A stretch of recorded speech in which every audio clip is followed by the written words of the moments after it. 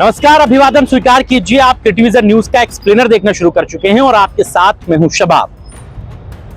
Samajwadi party के सांसद रामजी लाल सुमन के साथ जो घटनाक्रम घटे, जिस तरीके से करणी सेना, क्षत्रिय महासभा और बीजेपी के लोग समाजवादी पार्टी, रामजी लाल सुमन और अखिलेश यादव का विरोध कर रहे हैं, अब बारी समाजवादी पार्टी की। समाजवादी पार्टी की तरफ से आज खुला ऐलान कर दिया गया है कि 1 मई को सांसद रामजी लाल सुमन पर जो राजनीतिक घटनाक्रम घट रहा है, जिस तरीके से उन पर हमले हो रहे हैं, उनके खिलाफ समाजवादी पार्टी सड़कों पर उतरेगी। समाजवादी पार्टी के प्रदेश अध्यक्ष श्यामलाल पाल की तरफ से यह चिट्ठी सभी विधायकों, जिला अध्यक्षों और पार्टी के तमाम नेताओं को जारी कर दी गई है। इस खबर की तफसील मैं आपको और बताऊं, उससे पहले कल राजधानी लखनऊ में अखिलेश यादव की प्रेस कॉन्फ्रेंस का एक छोटा सा चंक आपको सुनाता हूं। जब पत्रकारों ने उनसे यह सवाल किया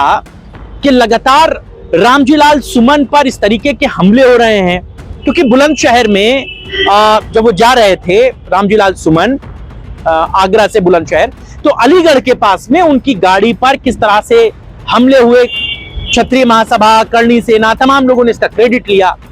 उसके बाद से समाजवादी पार्टी से यह सवाल जब पूछा गया कि आप इस पर क्या लेंगे, तो अखिलेश यादव ने बहुत साफ लहजे में कहा था कि ये हमारे जो लोग हैं ना, जो लाल शर्ट पहने हैं, इनको हमने थाम कर रखा है। अगर हम इनको खुली छूट दे दें तो फिर क्या हो, आप इसका अंदाजा नहीं लगा सकते। वो मुख्यमंत्री जी को चुनौती दे रहा है, डीजीपी साहब को चुनौती दे रहा है, वो हमें चुनौती नहीं दे रहा है। हमारे लाल शर्ट पहने वाले लोगों को हमने शांत किया हुआ है।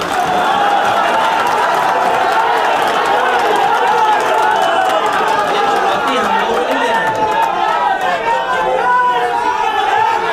और फिर चुनौती अगर राजनीति कर रहे जैसे हम लोग, अरे इन चुनौतियों का सामना नहीं करेंगे तो राजनीति करना ही भूल जाए, हम लोग बंद कर रहे राजनीति।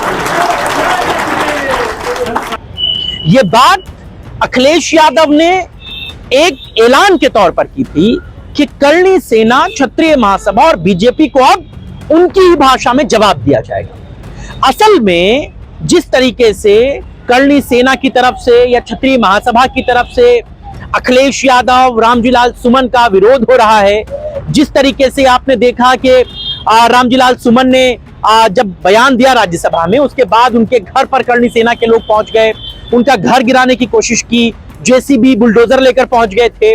उसके बाद अखिलेश यादव अलीगढ़ में गए तो वहां क्षत्रिय महासभा ने उनका विरोध किया। फिर लखनऊ में अखिलेश यादव एक कार्यक्रम में मौजूद थे, वहां पर बीजेपी के लोगों ने उनका विरोध किया। इसके बाद रामजी लाल सुमन की काफिले पर हमला हुआ, काफिलों की गाड़ियां आपस में टकरा गई, एक्सीडेंट हो गया।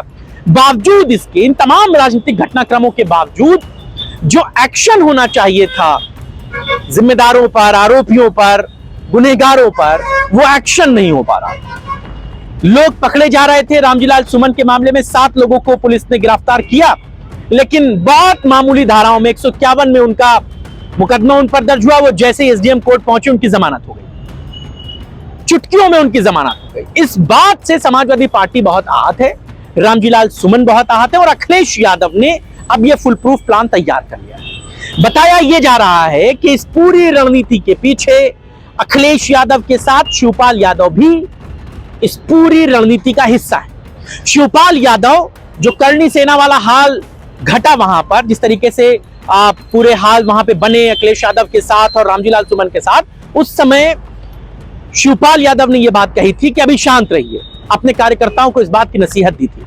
लेकिन उसके बाद से लगातार घटनाएं घट रही हैं और समाजवादी पार्टी चीजों को सहन कर रही है, लेकिन अब सहन नहीं करेगी। अब उनको उन्हीं की भाषा में जवाब दिया जाएगा। 1 मई को समाजवादी पार्टी की तरफ से यह तैयारी कर ली गई है कि अब सभी जिला मुख्यालयों पर समाजवादी पार्टी के कार्यकर्ता प्रदर्शन करेंगे और राष्ट्रपति के नाम एक ज्ञापन अपने जिला अधिकारी को उपलब्ध कराएंगे। अखिलेश यादव ने इस बात को लेकर के ऐलान कर दिया है, चिट्ठी जारी हो गई और समाजवादी पार्टी के कार्यकर्ताओं ने अपनी इस लड़ाई के लिए ऐलान भी कर दिया है। और समाजवादी पार्टी के लोग संघर्ष के किस लेवल के साथी हैं, ये आपको पता ही है। समाजवादी पार्टी सड़कों पर किस तर्ज का संघर्ष कर सकती है ये भी आपने देखा है। मुझे तो वो तस्वीर भी याद है जब लखनऊ में मुलायम सिंह मुख्यमंत्री हुआ करते थे और लखनऊ में प्रदर्शन था तो समाजवादी पार्टी के कार्यकर्ताओं को डंडे पड़ते थे जब पुलिस के, तो वो एक बार भी भगवान का नाम या अपनी मां का नाम नहीं लेते थे। इधर लाठी पड़ती थी तो मुलायम सिंह यादव जिंदाबाद कहते थे, इधर लाठी पड़ती थी तो समाजवादी पार्टी जिंदाबाद कहते थे। तो ये पार्टी संघर्षों की पार्टी है, समाजवादी पार्टी इस बात को खुलकर कहती है, अखिलेश यादव बार बार कहते हैं। लेकिन अब करणी सेना जैसे संगठनों को, क्षत्रिय महासभा जैसे संगठनों को समाजवादी पार्टी उन्हीं की भाषा में जवाब देने जा रही है और इसका एक बड़ा असर भारतीय जनता पार्टी को भी मिलेगा, क्योंकि जिस तरीके से घटनाक्रम घट रहे हैं, जिस तरीके से लगातार हमले हो रहे हैं, उसके बावजूद कोई ठोस कार्रवाई नहीं हो रही, उसके बावजूद कोई बड़ा एक्शन नहीं हो रहा, तो ये बात अखिलेश यादव साफ साफ कहते हैं, बार बार कहते हैं कि कहीं ना कहीं इन लोगों को ऊपर से राजनीतिक संरक्षण प्राप्त है, इनके आका ऊपर बैठे हैं, इसीलिए इनको इस बात का डर नहीं है। उनको ये पता है कि हम कुछ भी कर लें हमारा होगा कुछ नहीं, और दिख भी रहा है। जिस तरीके से टायर फेंककर रामजीलाल सुमन के काफिले पर हमला किया गया, एक बड़ी साजिश के तहत इस घटना को अंजाम दिया गया। टायर जमा हो रहे हैं, किसी भी लोकल इंटेलिजेंस के पास कोई रिपोर्ट नहीं, लोग तेल जमा कर रहे थे, तेल क्यों जमा हो रहा था किसी के पास कोई जानकारी नहीं, वो लोग टायर फेंक रहे हैं चलते हुए काफिले पर, किसी के पास कोई जानकारी नहीं। कहने को दिखावे के लिए एक्शन हुआ, लेकिन उसका नतीजा क्या हुआ ये हमने आपको बताया। तो ये बात साफ तौर से है कि अब अखिलेश यादव अपनी पार्टी के कार्यकर्ताओं को पूरी छूट दे चुके हैं। शिवपाल यादव अब इस पूरे एजेंडे में अपने कार्यकर्ताओं के पीछे मनोबल को बढ़ाते नजर आएंगे और समाजवादी पार्टी अब करणी सेना और भारतीय जनता पार्टी और क्षत्रिय महासभा को उन्हीं की भाषा में जवाब देने के लिए तैयार है। 1 मई का दिन मुकर्रर किया गया है और अब इसके बाद से लोकल इंटेलिजेंस जो है वो अब एक्टिव हो जाएगी, क्योंकि ये बात आप यकीन मानिए कि जो रामजीलाल सुमन के साथ वहां घटा अब अलीगढ़ में परसों नरसों, अगर कोई और होता जो प्रदर्शन कर रहा होता, किसी और धर्म किसी और जाति के होते, तो वो अब तक टांग दिए गए होते, बुलडोजर की कार्रवाइयां हो जाती प्रदर्शनकारियों पर। हमने बहुत सारे मामलों में देखा है। यही लखनऊ में समाजवादी पार्टी की महिला मोर्चा थी, यही अखिलेश यादव के ऊपर जो हमला हुआ था उसके खिलाफ ये लोग प्रदर्शन कर रहे थे, यहां पर मार्च निकाल रहे थे, उनको गिरफ्तार कर लिया गया था, हिरासत में ले लिया गया, कितने मुकदमे लाद दिए गए, उस पूरे प्रदर्शन को खत्म करा दिया गया। लेकिन दूसरे लोग उस तरीके की कार्रवाई को अंजाम देते हैं तो कोई बहुत ज्यादा उन पर एक्शन नहीं होता। ये तमाम चीजें समाजवादी पार्टी को उखड़ रही हैं और समाजवादी पार्टी अब इन्हीं बातों पर मजबूती के साथ जमीन पर उतरने जा रही है और इसका बड़ा असर आने वाले 27 के चुनावों में भी आपको दिखेगा। समाजवादी पार्टी पूरे मामले को दलितों के जो ऊपर हो रहे अत्याचार हैं उनसे जोड़कर दिखा रही है। सांसद उनके दलित हैं, जाटव समाज से आते हैं और ये जो पूरा राजनीतिक घटनाक्रम घट रहा है वो कहीं ना कहीं दलितों पर अत्याचार है, इस बात में कोई दो राय नहीं। एक सांसद के साथ ऐसी घटना घट जाती है, कोई कार्रवाई नहीं होती, ये एक बड़ी शर्मिंदगी की बात है। इसी बात को लेकर के समाजवादी पार्टी ने एक बड़ा राजनीतिक पैंतरा चल दिया है और ये निश्चित तौर पर समाजवादी पार्टी को एक बड़े फायदे का सौदा साबित होगा, क्योंकि रामजीलाल सुमन पर जो घटनाक्रम घटा वो अखिलेश यादव दलितों के साथ हो रहे अत्याचार, दलितों पर हो रहे अन्याय को लेकर मैदान में है और इसी पर वो लगातार बल्लेबाजी कर रहे हैं। उत्तर प्रदेश में 27 का जो चुनाव है वो दलित बनाम ठाकुर का है और अखिलेश यादव ये बात भली भांति जानते हैं कि उत्तर प्रदेश में लगभग 33% दलितों की आबादी अगर उनके साथ मूव होती है तो ये एक बड़ा उत्तर प्रदेश में उनके लिए राजनीतिक तौर पर जीत हो। और 24 के चुनाव में जिस तरह दलित समाज समाजवादी पार्टी के साथ आया है, भाजपा से दूर हुआ है, वो ये बात बताने के लिए काफी है कि दलितों का साथ आना किसी भी राजनीतिक पार्टी के लिए कितना बड़ा फायदे का सौदा साबित हो सकता है। भाजपा ने उन्हें खोकर भी देखा है, 24 के चुनाव में उनका क्या हासिल हुआ उनके सामने है।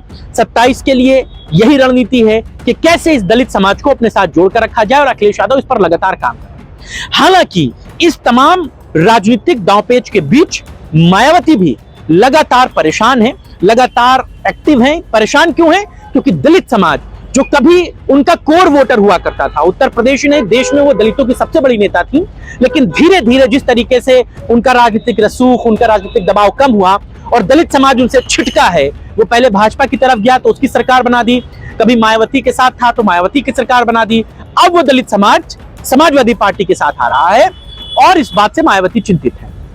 उनको लगता है कि उनका सबसे कोर वोटर अगर उनसे खिसक जाएगा, उनसे छूट जाएगा तो उनके लिए उत्तर प्रदेश में बड़ी मुश्किलें हो जाएंगी।